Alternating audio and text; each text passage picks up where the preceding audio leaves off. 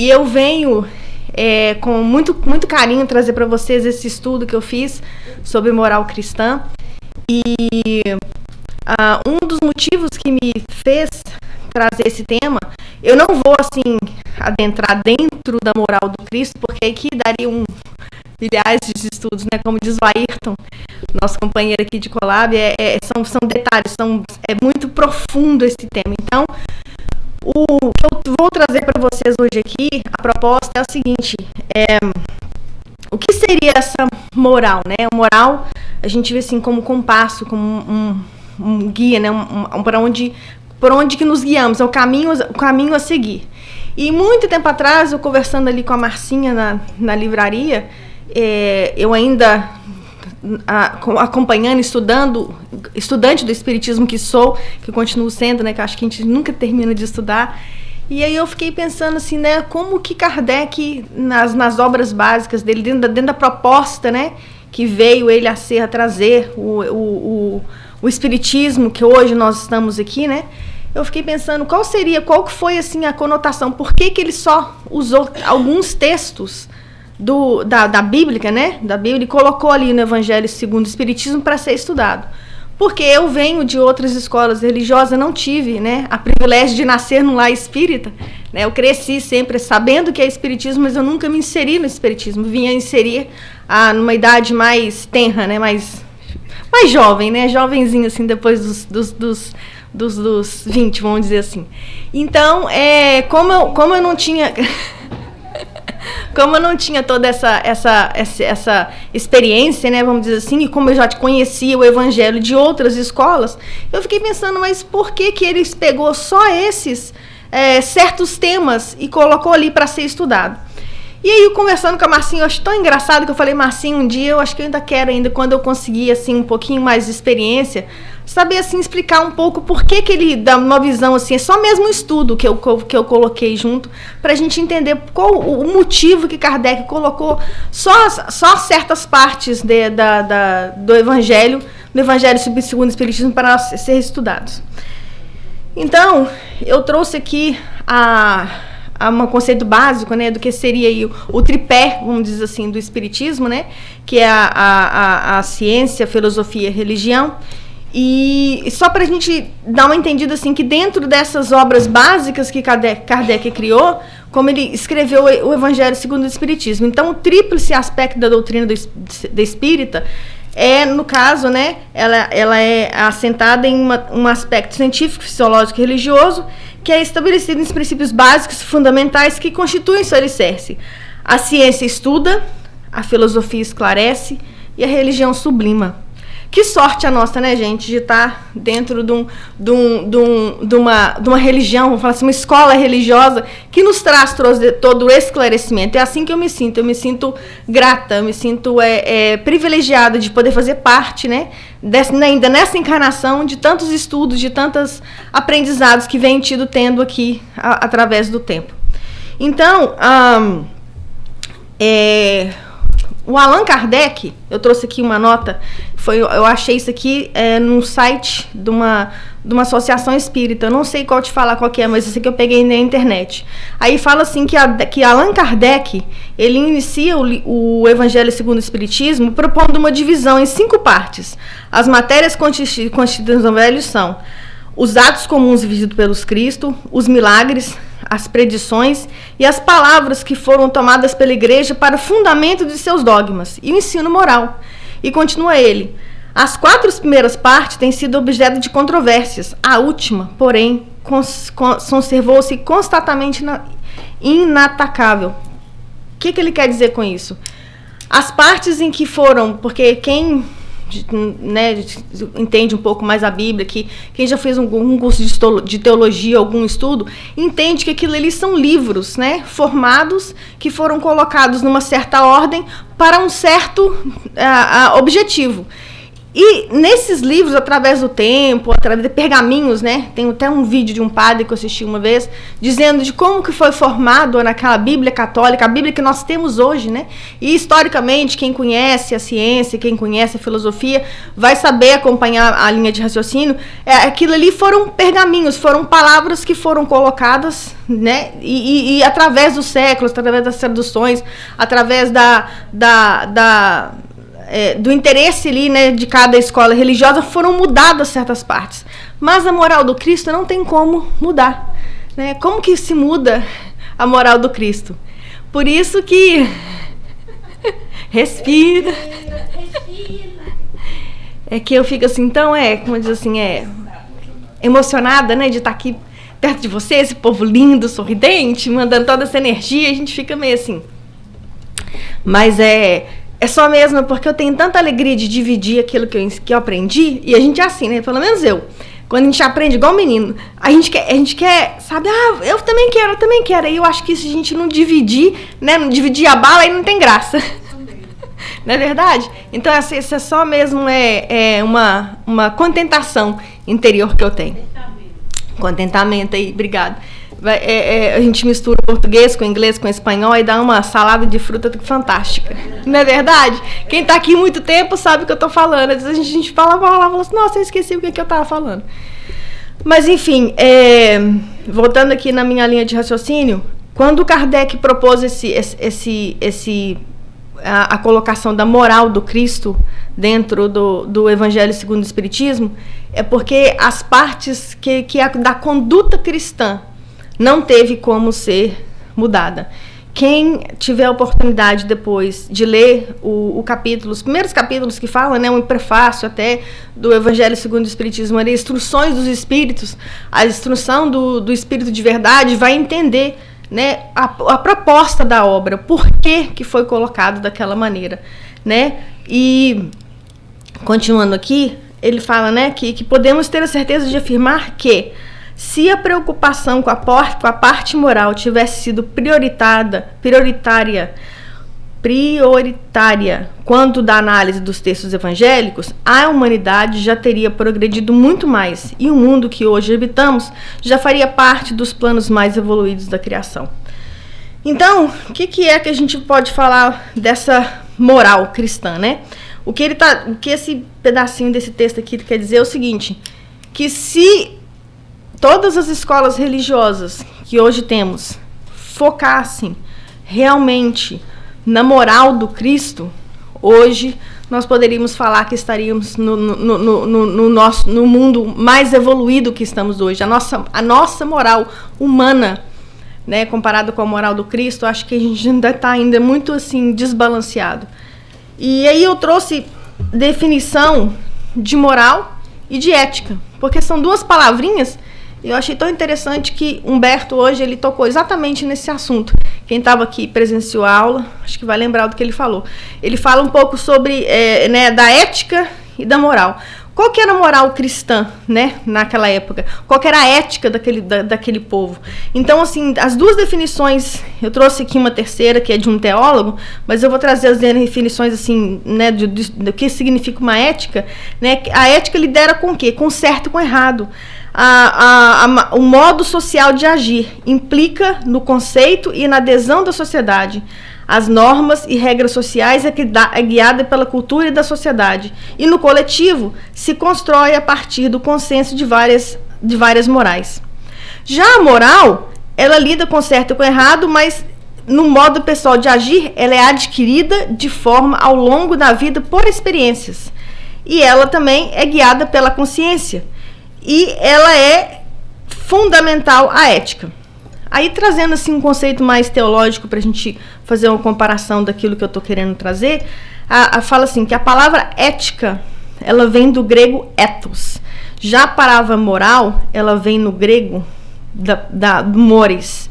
E a diferença em que o ethos de uma sociedade ou cultura refere-se à sua base filosófica, seus valores e seu sistema de compreensão do funcionamento do mundo. E em todas as culturas existe o sistema de valores filosóficos, porque o ethos, por outro lado, a palavra mores, diz respeito aos costumes, hábitos, padrões e comportamento de uma determinada cultura. Então, trocando em miúdos, o que isso tudo aqui quer dizer? Jesus, quando ele veio naquela época, né, quando ele veio cumprir a lei, né, porque ele não veio destruir a lei, e isso é um capítulo do Evangelho segundo o Espiritismo, isso dá uma explicação fantástica sobre isso, que acho que a gente ainda não compreende. Quando ele veio cumprir a lei de Deus aqui na Terra, quando ele veio nos trazer a ideia do reino do Pai, do reino de Deus aqui para nós, tecnicamente, ele quebrou todas as leis morais que ali existiam, né, do judaísmo, né, ele curava no sábado, ele andava no meio das prostitutas, ele fazia as coisas que ele fazia totalmente contrário, comia. Tem até um texto bíblico que fala, quando ele está comendo, alguém vai repreender e fala assim, nossa, mas sua mão está suja, e você vai comer com a mão suja? Aí ele fala, né, tudo que entra da boca, que corrói o homem é daquilo que sai dela, né? Então, assim, ele trouxe ali ele quebrou ali na visão na judaica daquela época, ele quebrou várias leis morais daquele tempo. Então, por isso que essa moral, ela é moral cristã, vamos falar assim, moral do Cristo, ela é uma moral universal, porque ela vem de Deus. Ela não vem de nenhum homem, ela não vem ditada por nenhuma sociedade, ela não vem colocada por regras que nós, humanos, ainda não compreendendo a verdade, colocamos aqui. Por isso que ela é chamada moral cristã, porque essa moral cristã, ela é o comportamento do Cristo. E isso não teve como ser mudado, porque ele, sendo quem ele era, os ensinamentos dele, ele foi passado de... né, tem uma frase que no mundo evangélico sempre que fala que céus e terras passarão, mas a sua palavra não passará. O que ele quer dizer com isso? Que o tempo vai passar, o mundo vai mudar, as coisas vão mudar, mas a palavra de Deus, o comportamento do Cristo, a moral do Cristo, ela não muda, ela é como ele é Deus é imutável, essa moral também ela é imutável.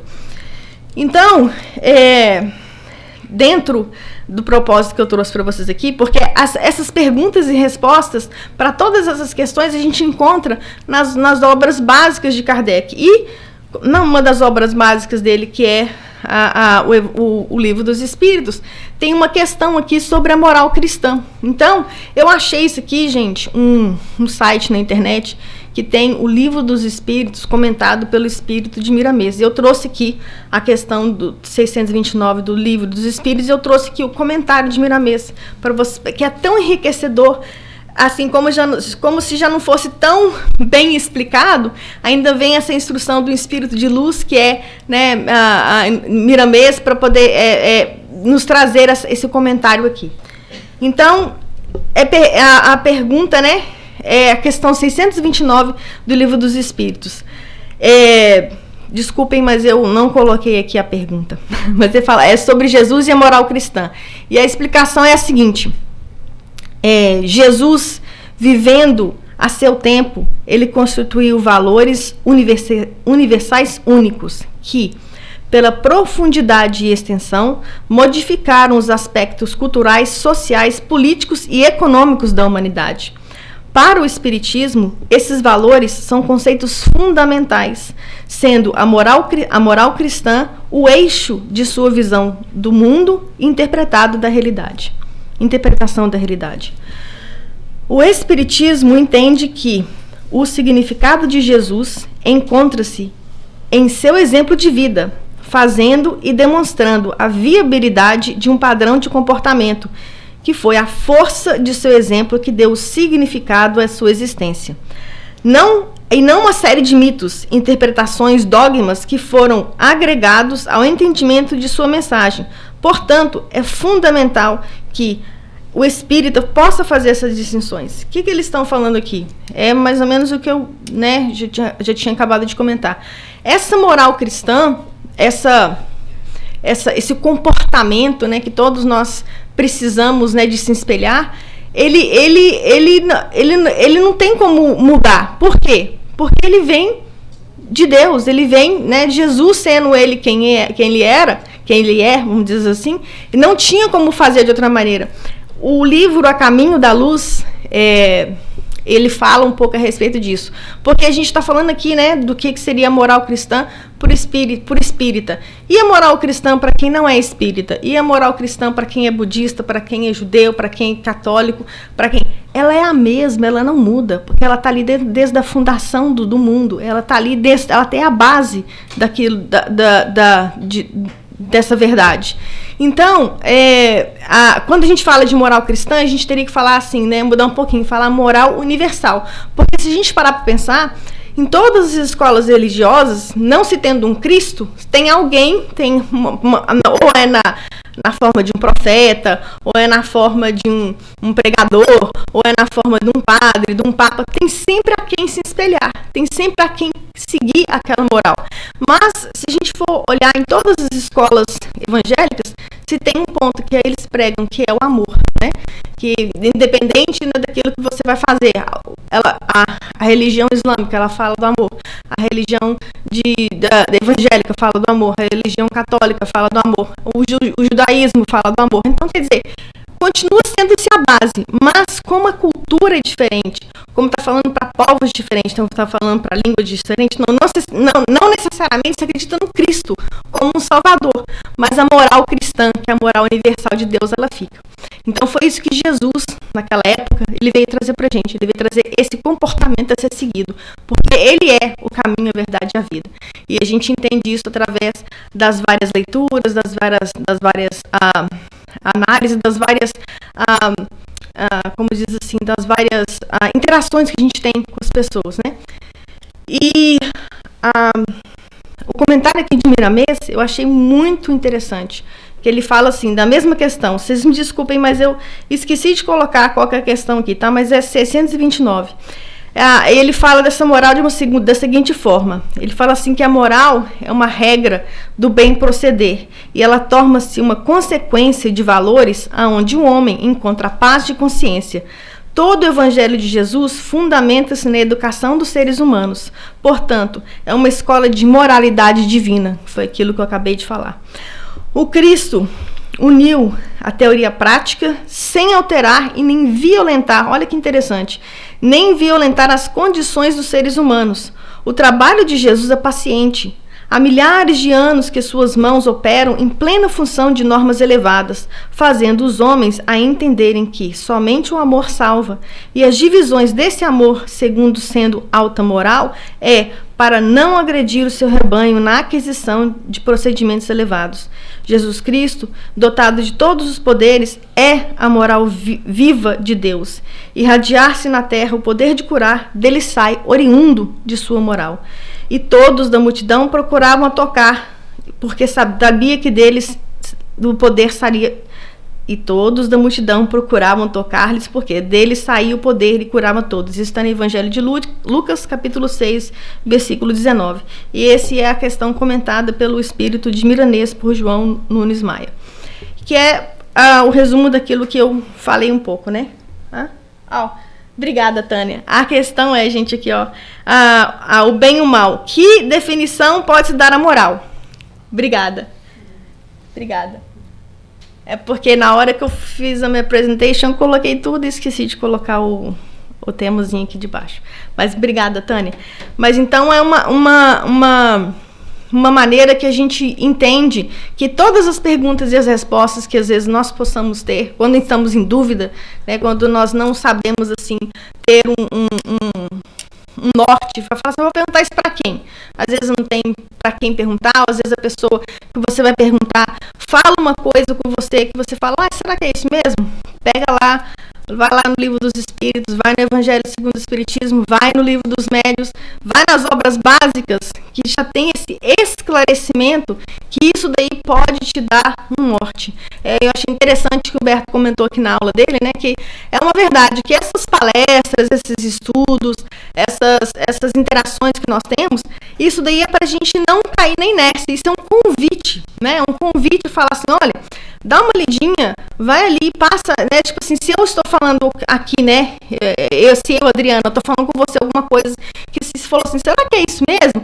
Né? Será que ela está falando certo? Ou se você não concorda daquilo que eu falo, pega lá, vai lá, dá uma olhadinha, dá uma folheadinha, porque aí você vai ver, você vai falar assim, olha, ela pode ter falado um pouquinho diferente, mas no resumo é isso aqui.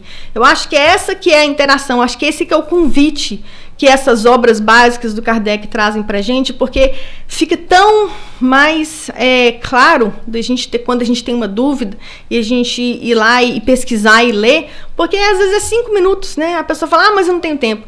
Escuta uma palestra, veja um vídeo, mas vá à fonte, não deixe o que o outro pense, ou a maneira dele pensar, a maneira dele agir, a maneira dele falar, interferir naquilo que está ali para você, que está para todos nós.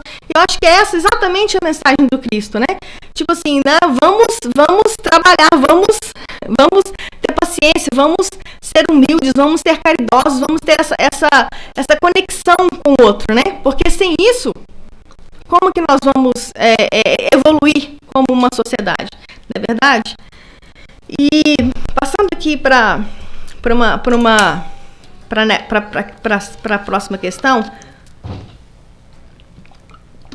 que eu também fiquei pensando, que quando eu li o Evangelho segundo o Espiritismo, do início ao final, eu fiquei pensando, nossa, é tão interessante que a gente encontra tantas verdades, e a gente fica pensando assim, por que essa verdade, né, essa luz, essa clarificação, ela não é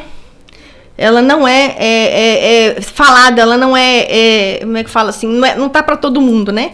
E aí eu fiquei pensando, novamente, com tanta clareza, com tanto, né, da maneira maravilhosa que aquilo ali veio me trazer um segundo olhar sobre o Evangelho. Aí eu fiquei pensando assim, né, e por que essa verdade não tá aí para todos, né? E lá no Livro dos Espíritos, agora eu coloquei aqui a questão, ele fala, a questão 628 do Livro dos Espíritos, e fala assim: porque a verdade não foi sempre posta ao alcance de toda a gente? Aí dei a resposta: porque importa que cada coisa venha no seu tempo. A verdade é como a luz, e o homem precisa habituar-se a ela. Pouco a pouco, do contrário, fica deslumbrado. O Humberto também falou sobre essa questão assim, de a gente ficar, né, achando que é o bambambam, que é o todo, e se esquece que nós não temos a verdade, nós temos fragmentos dela, né? E aí, continuando, fala assim, eu só dei um parênteses porque eu não coloquei a questão toda por causa do espaço, só peguei o contexto.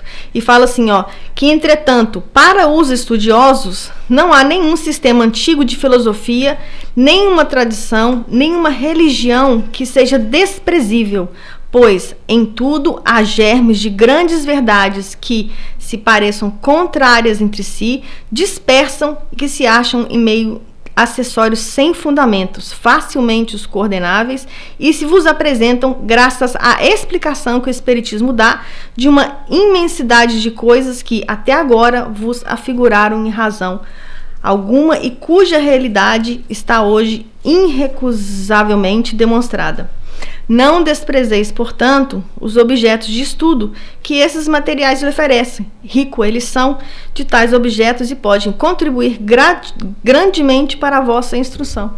Né? Então, quer dizer, todas as respostas em que nós procuramos, nós temos onde encontrar, que é no Evangelho, né? E como, lembrando de novo, né, que a base do Espiritismo é a ciência, a filosofia e a religião, então vamos ali basear-se para quem, né, já é mais acostumado com as questões filosóficas e com as questões científicas, vale lembrar de que sem o Evangelho seremos meros pensadores ou seremos meros cientistas. Então, por isso que esse conjunto ele é tão importante. Por isso que fala aqui, eu achei muito interessante esse finalzinho, né? Ricos eles são de tais objetos que podem contribuir grandemente para a vossa instrução.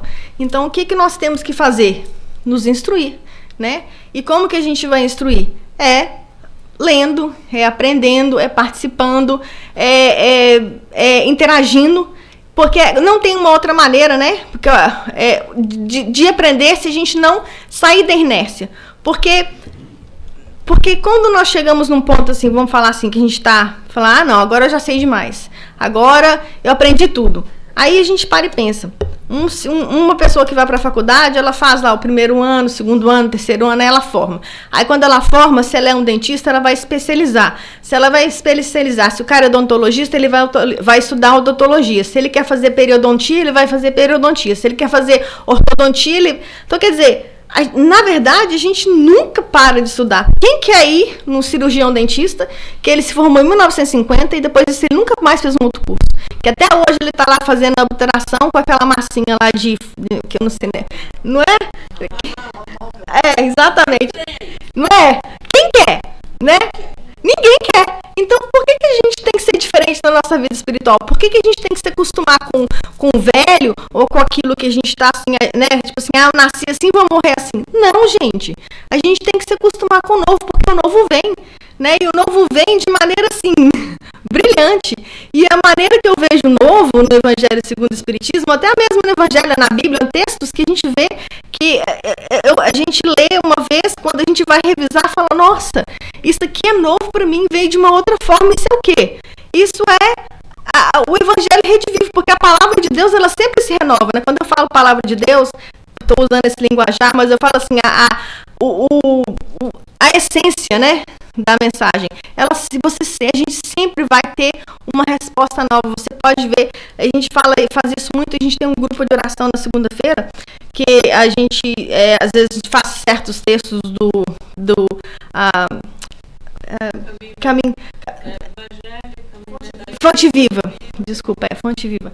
E já aconteceu da gente estudar, às vezes, assim, o mesmo texto de diferentes maneiras, e quando a gente vai revisar esse texto de outra vez, é uma outra mensagem, é um outro evangelho, é um outro estudo, você fica assim, nossa, como assim que eu não tinha enxergado isso aqui antes? E como que a gente vai fazer isso? Sobre a luz do Evangelho segundo o Espiritismo. É só o Evangelho segundo o Espiritismo que está certo? Não, gente, não é isso que eu estou dizendo. Mas isso é uma ferramenta.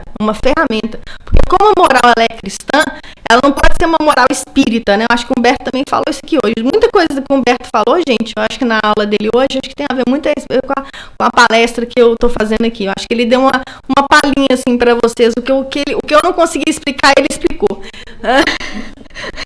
Não é verdade? Mas o que eu estava querendo dizer é o seguinte, que como que a gente vai ficar na inércia, como que a gente quer aprender, como que a gente quer melhorar, se a gente não move. Se tá tudo ali pra gente, tá mastigadinho, né, vamos falar assim, se tá tudo assim, bem...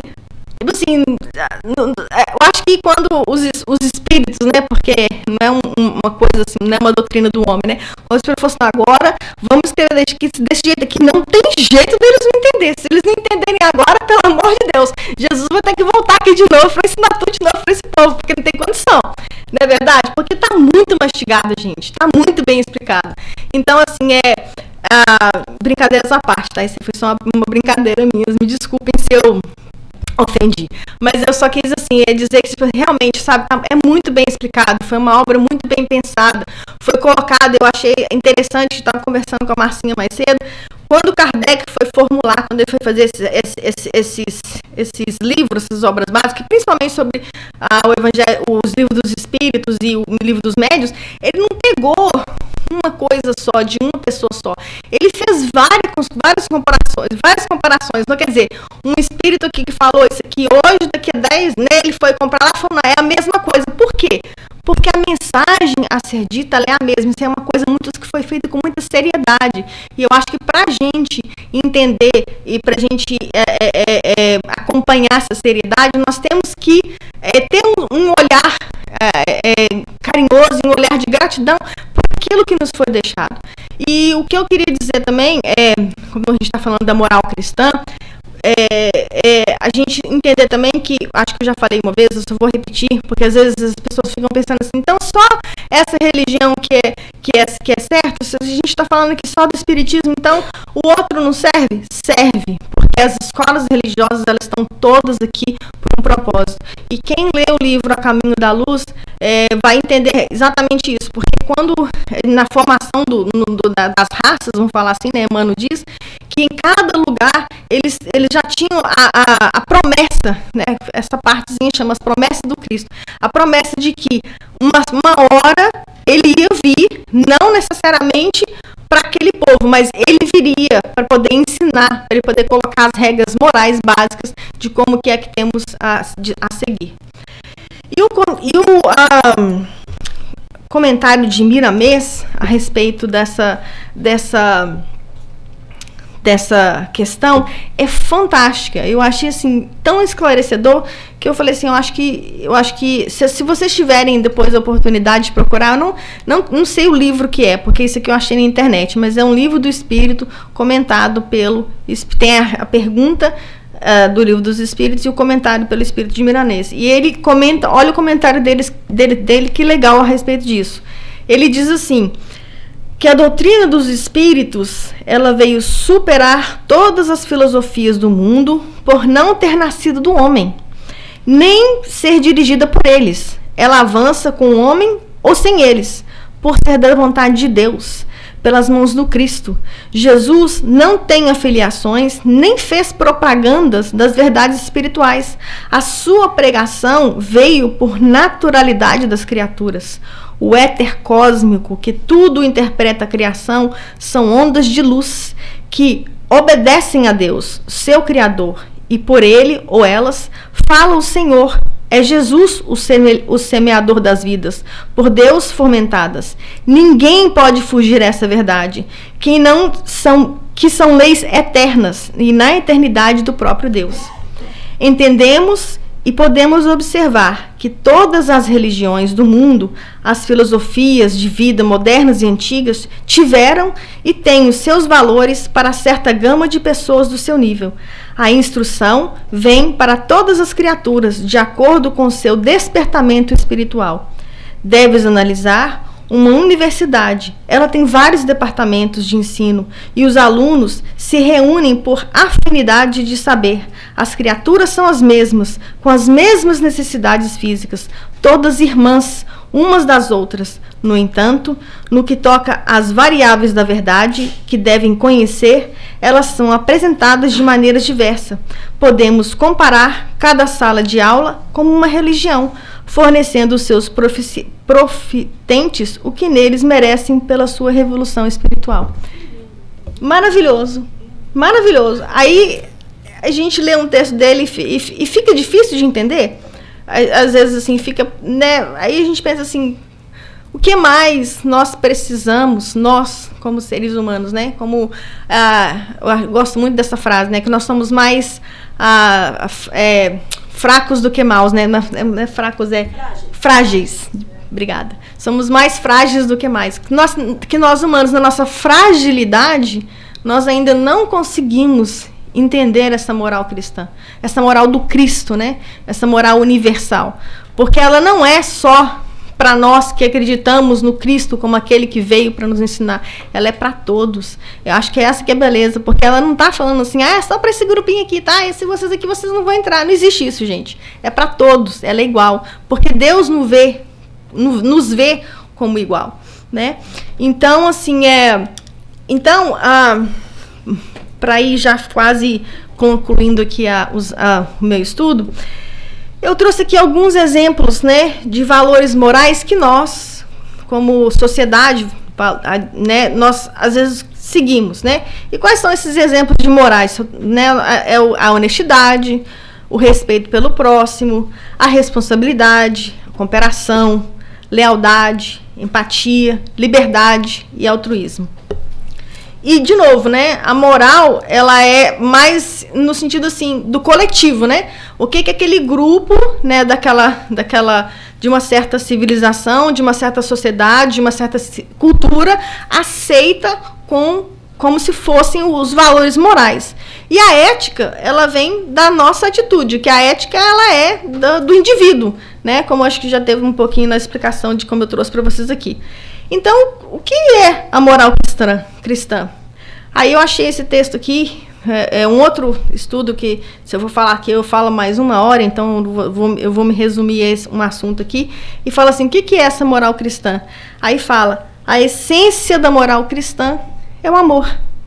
né? Aí em Mateus, no capítulo 22, versículo 37 a 39, fala assim, respondeu-lhe Jesus, ame o Senhor teu Deus de todo o seu coração, de toda a sua alma, de todo o seu entendimento. Este é o primeiro mandamento. O segundo é semelhante a esse, amai o seu próximo como a si mesmo. Então, tudo se resume, a moral cristã se resume ao quê? Ao amor. Porque no amor há entendimento, no amor há paciência, no amor há altruísmo, no amor há humildade, no amor há compreensão, no amor há cooperação, e no amor move o mundo, né? Que é o que está escrito ali.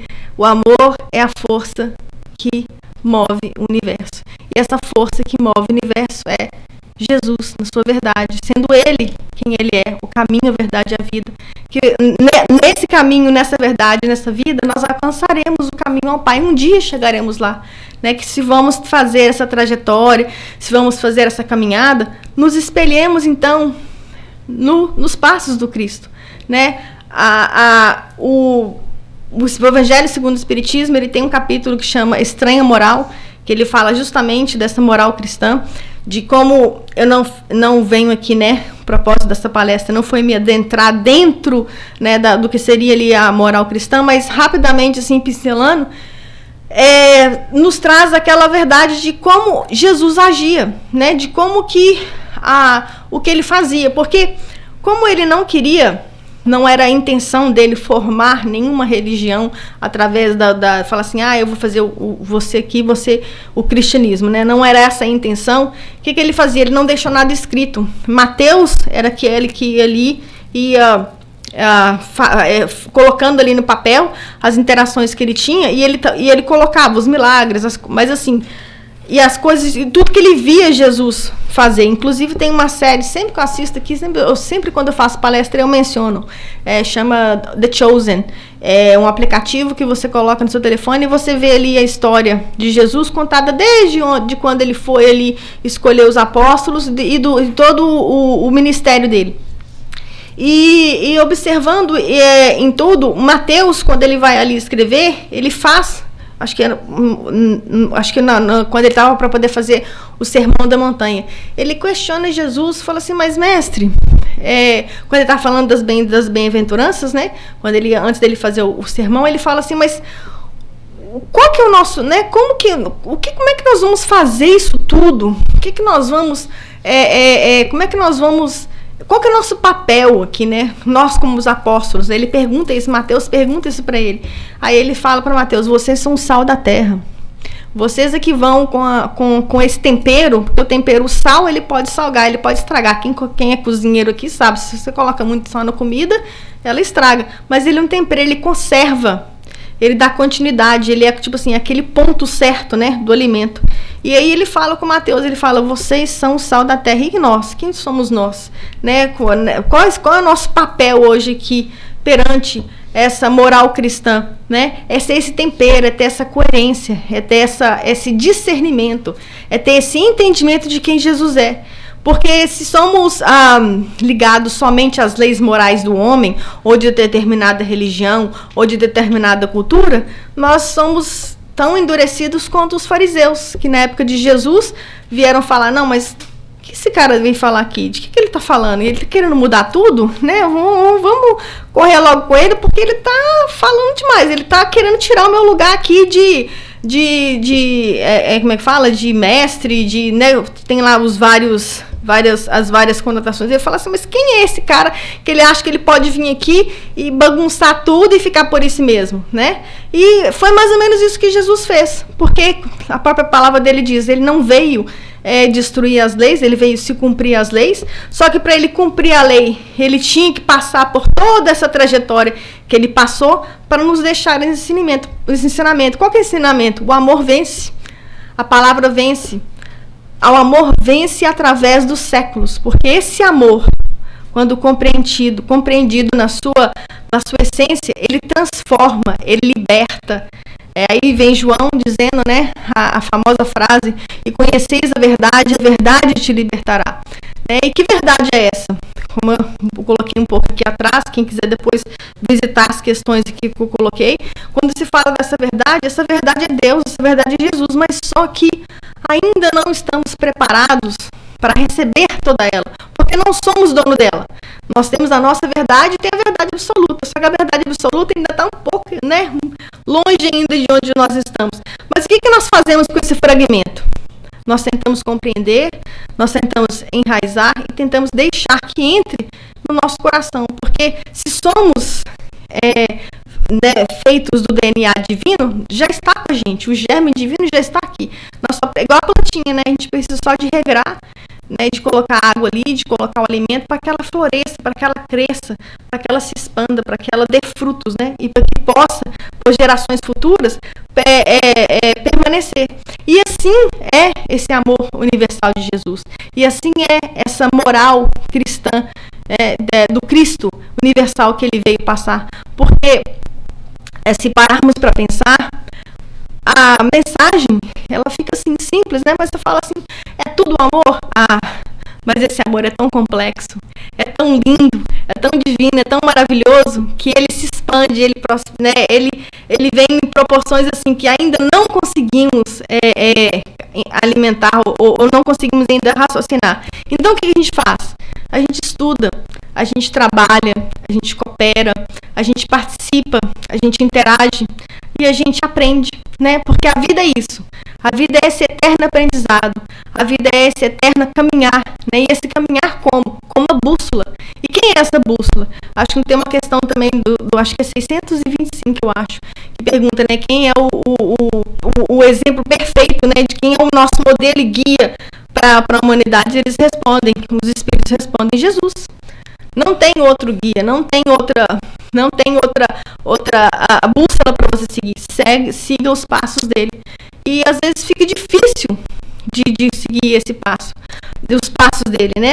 Mas então, só para finalizar o meu raciocínio, aí vem só para fechar aqui o meu raciocínio, e vem, né? Porque o Espiritismo, ele jamais pretendeu trazer aos homens outra moral senão a moral do Cristo. Então, como que nós vamos conseguir, né, seguir esse Cristo, entender essa moral, entender esses valores, entender quais foram os passos a seguir? Simplesmente estude, né? Simplesmente estude, venha, participe, divida opiniões, se insira inserir na comunidade, no centro que você participa, na igreja que você participa, ou seja qual for aquilo que te interessa. Procure essa verdade, procure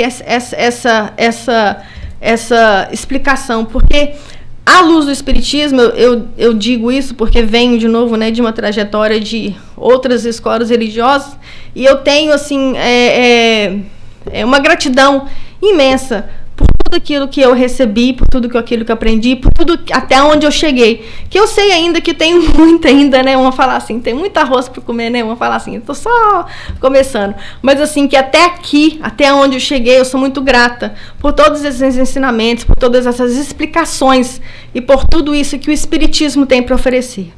Então, era isso que eu queria dividir com vocês. Mais uma vez, eu agradeço a todos aqui pela atenção, pela presença.